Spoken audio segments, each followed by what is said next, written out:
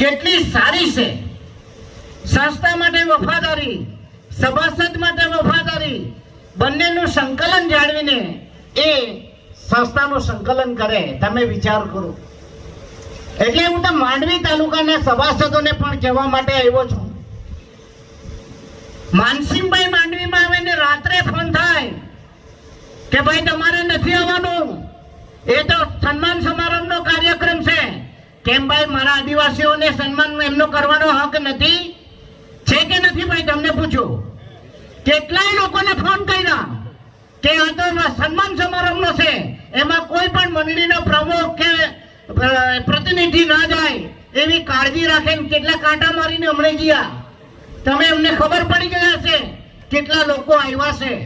આજે જાહેરમાં કહી દઉં છું માનસિંહભાઈ, આ માંડવીનું રત્ન તરીકે અને તમારું સન્માન હું એડે ન જવા દઉં। તમારી ઘોડે માંડવીની સીટ હું મૂકીશ અને મૂકીશ, એમાં કોઈ શંકા નથી। કેમ કે હું જાતે ઉતરું છું મેદાનમાં। અને સંદીપભાઈ હમણાં કહેતા ને માનસિંહભાઈ તો ઓલરાઉન્ડર છે।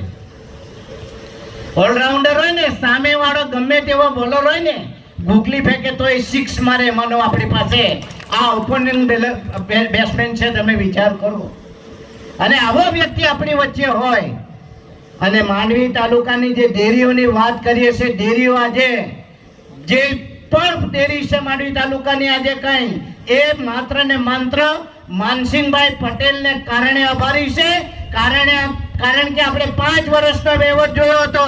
5 વર્ષમાં કેટલાય કરોડો રૂપિયા આલિયા માલિયાઓને તમે 4-4 કરોડની લોન તમે આપી હતી, માનસિંહભાઈએ નહોતી આપી।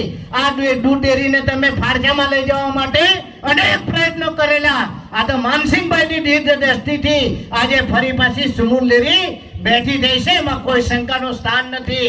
એટલા માટે હું તો માનસિંહભાઈને સપોર્ટ જાહેરમાં કરું છું, ચાહે કોઈ પણ કહેતો હોય। અહીં હું પ્રતિનિધિને પણ વિનંતી કરું છું કે પાર્ટી જેને મેન્ડેટ આપે એની સાથે રહેજો મિત્રો, નહીં તો આલિયા માલિયાની સાથે રહેશો તો તમારી ડેરી પણ સૂઈ જશે, એમાં કોઈ શંકાનું સ્થાન નથી। એટલે આવા લોકોની સાથે આપણે રહેવાની જરૂર નથી। રહી વાત અહીંયા જયેશભાઈએ કરી, મારા વિભાગમાંથી મેં પશુપાલકો માટે પણ 90,000 રૂપિયાની ભેંસ અને ગાય માટે સહાય પૂરી પાડી છે। ચાલુ વર્ષે પણ આપણે 70,000 થી વધારીને 90,000 કર્યા છે। તમામ દૂધ મંડળીઓ ઉપર સોલર પેનલ લાઈન પણ હવે નાખવાની મારા જ વિભાગમાંથી મારી ફૂલ તૈયારી છે। સાથે સાથે માનસિંહભાઈને એ પણ કહી દઉં સાહેબ કે હમણાં જ અમારી મીટિંગ ગઈ, એમાં જે ડેરીઓની અંદર દૂધ ઠંડુ કરવા માટે જે બીસીયુ પ્લાન છે એના માટે પણ રાજ્ય સરકારે તૈયારી બતાવી છે અને દરેક મંડળી ઉપર એમાં પણ અમે નાખવાના છીએ।